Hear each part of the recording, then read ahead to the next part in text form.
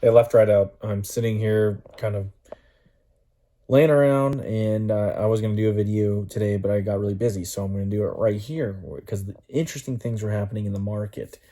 You had the Dow, where was it? Where did it end up? 543 points. NASDAQ off 85. So that's roughly anywhere from a percentage and a half to 1 and 3/4, a little over that for the S&P. NASDAQ's off 2.5%, essentially, it's 2.6, and the Russell's off 3%. So, I mean, these are finally like a real corrective moves, or moves that we would expect the market to have with a little bit more volatility, because there is risk out there. I mean, I don't know why people haven't realized this, but there's a large amount of risk, more so than I think ever at any point in this country's history, besides maybe in like a civil war type thing where the country might fall apart. I mean, we got some serious risks. The VIX was up 18 something percent. It's over 22, but that's still minuscule compared to the amount of risk that's still out there. Like I've said, always look at the 10 year, the bond market. That's going to tell you a lot of things. Well, if you go look at the 10 year right now, they're at 1.88 currently. As I'm sitting here, I'm thinking it ended at 1.87, but it's already up a couple of bips. You over in the after hours. But or I mean after hours, I mean it's constantly trading. But um you look at that and you're starting to see some real movement there. And that's just the beginning, because that's just them looking at what the Fed possibly could do. And people are wondering if they're going to come with a surprise half a point, which is not really a surprise. I mean, none of these cuts, none of these rate hikes, they'll be cutting soon, but they got to go up, they got to go up nominally, even though they're already essentially negative with if you just take the CPI data, like I've always said. But anyway, they're going to possibly go up. People are looking at maybe a half a point raise sooner than rather than later, and maybe they will. I don't know.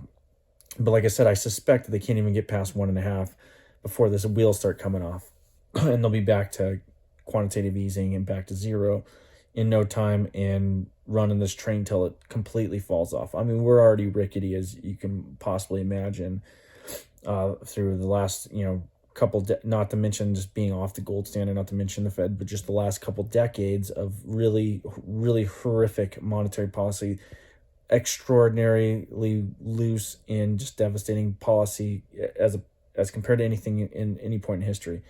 It was, I was really thinking about this. I was listening to another gentleman, I was mentioning Peter Schiff, and he was talking about how this is not even Keynesian. It was Keynesianism at this point, the last couple decades, because Keynes, he espoused the theory that during good times you ran surpluses within the government, right?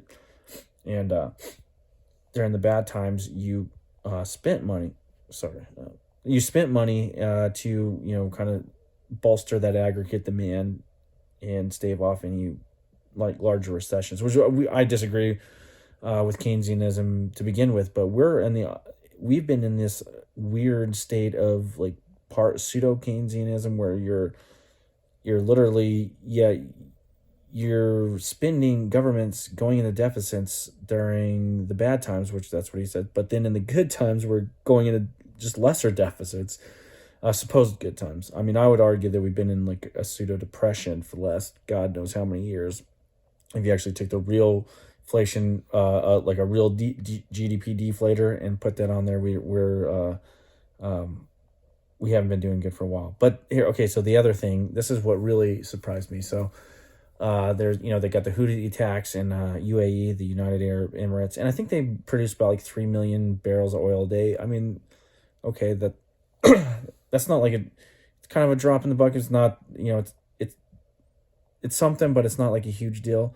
And to say that's disrupting oil supplies, I don't know if it quite really is disrupting it to the greater extent that the oil market's pricing in. But the oil market's also pricing in this loose monetary policy. It's also pricing in, it's calling a Fed bluff, in my opinion. It's up almost $87 a barrel right now. That's incredible, considering you're having some demand destruction, considering just the overall state of people with regards to other aspects of their life for having to spend money, that, you're going to see that.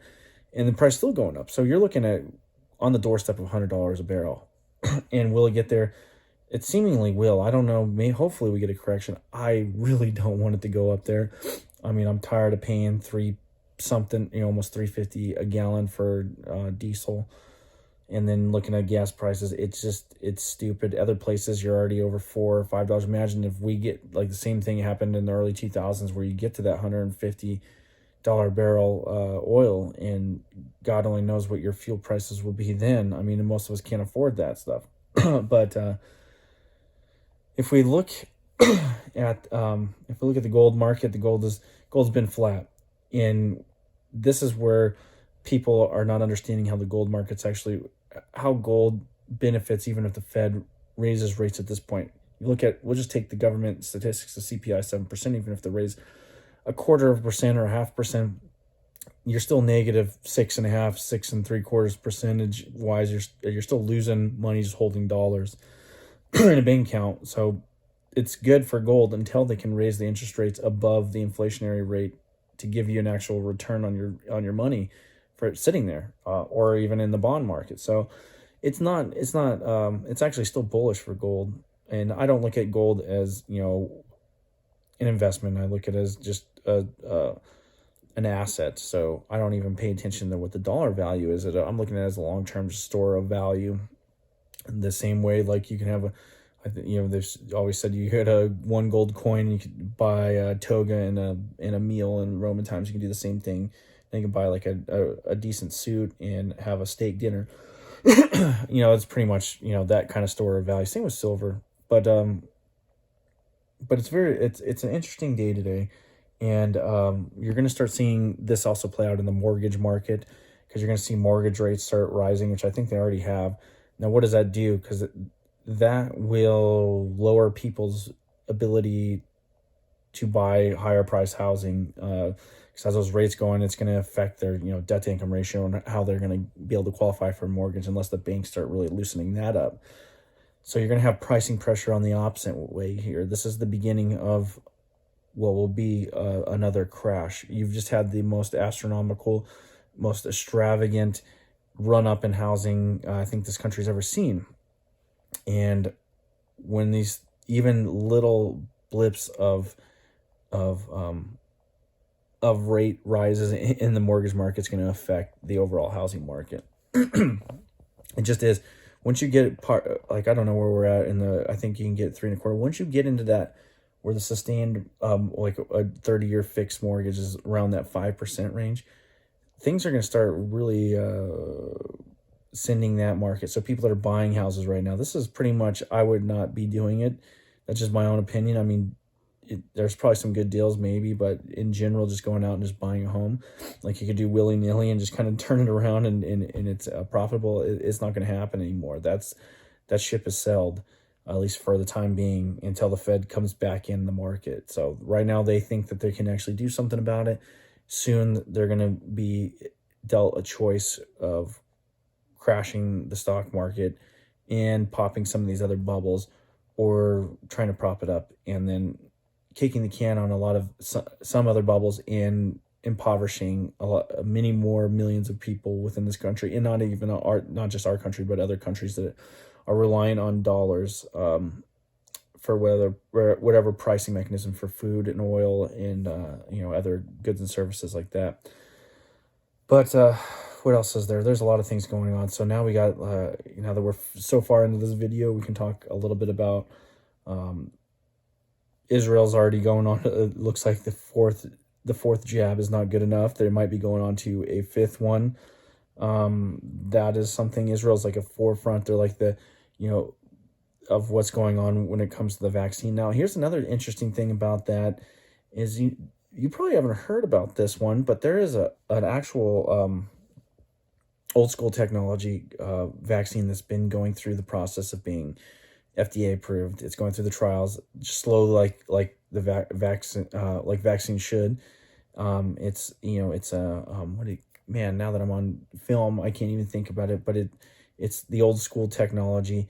But what they're able to do there is they are able to develop this vaccine where it has significantly more antigenic areas And what does that mean? It's like the mRNA, which codes for a subunit in or it codes for the spike protein. So you're actually just it sends a signal to your ribosomes, or gives the blueprint.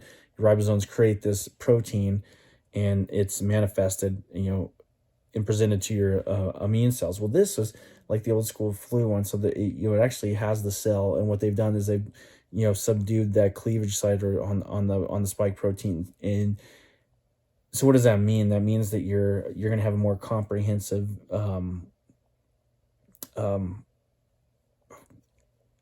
you're gonna have more comprehensive immunity, because there's more antigenic sites, because now your immune system will recognize the whole viral capsule in different parts of it, not just the spike protein. So if you get some mutations like we see here with this, the transformer variant or whatever we have and whatnot, with a lot of mutations around the spike protein, that your immune system will also recognize other parts of the virus. I mean, this has always been common sense.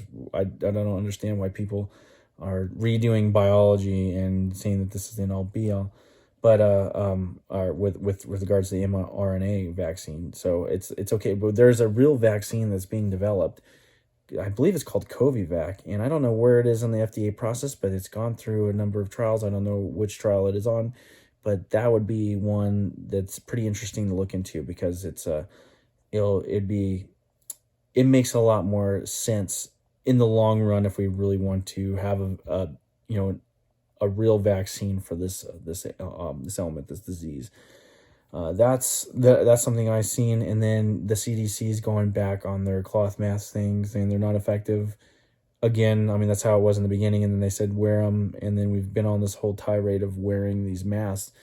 And we've known since the beginning that these cloth ones, even the studies prior, if you look at all these studies prior to all this malfeasance within the last 2 years with regards to studies, we knew that the cloth masks weren't very effective with viruses, just because the size of those particles. I don't think there is in my head, I don't think there's a virus I can think of that's not small enough just to go through that mask. I mean, bacteria maybe, but you're talking about something that's a tenth of the size of a typical bacterial particle.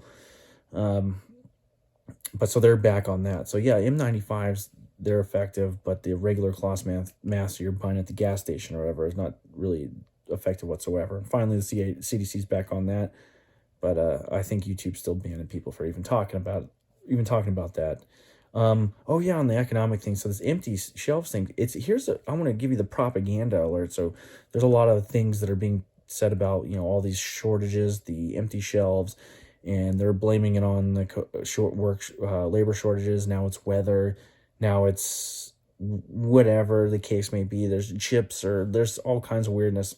And on the weather side of things, my mind picks up on this stuff because I don't watch the mainstream media. So when I pop it on and I see stuff when they're reporting things like that, I'm like, wait, we've never had weather events in this country. Or I was watching Fox News, that's where it was, and they're like, oh, well, there's a big weather system coming on the East Coast, and we're going to have empty shelves or whatever.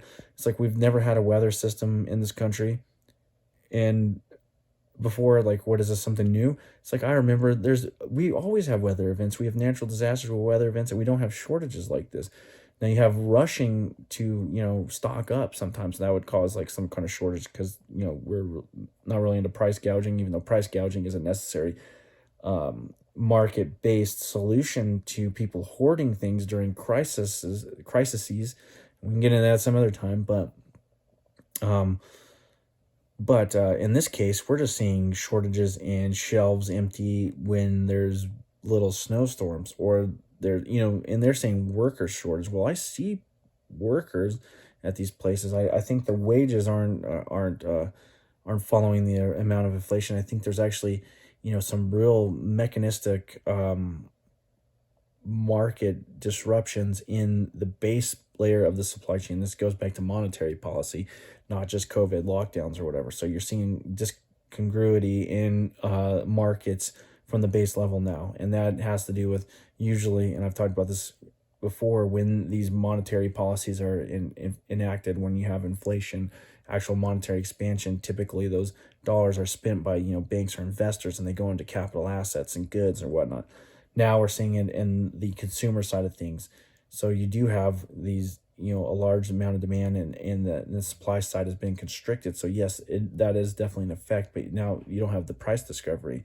So we're now just figuring this thing out. So now you're having the prices move up, and it's completely debased from reality. So we're looking at, I think this next number for CPI is going to be even hotter, because you go that now I've seen a lot of prices rising, and I don't know. I don't know where we go from here. It seems I don't. It's this whole thing's either orchestrated, or it's just the most massive level of ignorance that we could possibly see. Because there are people that understand this, and you'd think as a politician who wants to make the right decisions, you'd have people of different beliefs and philosophies. Educated people that are able to intellectually discuss this thing and come up with the best solution. But no, we're like going down the same train that we keep going down, and we keep crashing, and it's the definition of insanity. So either we are willfully ignorant at this point, or there's a larger, I guess, conspiratorial, you know, theory that's correct out there that's going on. There's somebody working on this. But anyway, I want to leave you there. Like, subscribe. I'll talk to you later.